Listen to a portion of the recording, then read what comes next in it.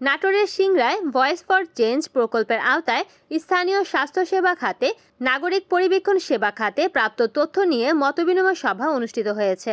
বুধবার 29 অক্টোবর সকাল 11টায় উপজেলার কলম ইউনিয়নের পার্সাওয়েল কমিউনিটি ক্লিনিক চত্বরে নাগরিক ফোরামের আয়োজনে এই সভা অনুষ্ঠিত হয়। কলম ইউনিয়ন পরিষদের ভারপ্রাপ্ত চেয়ারম্যান হারুনুর রশিদের সভাপতিত্বে প্রধান অতিথি হিসেবে উপস্থিত ছিলেন নাটোর জেলা ভারপ্রাপ্ত civil surgeon Kamal Uddin Bhuiyan.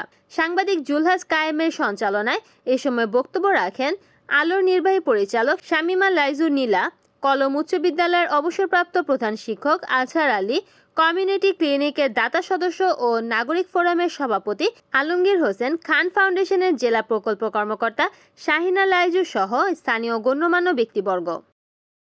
Report করেছেন নাটোর প্রতিনিধি মোহাম্মদ মোতালেব হোসেন, NN টিভি।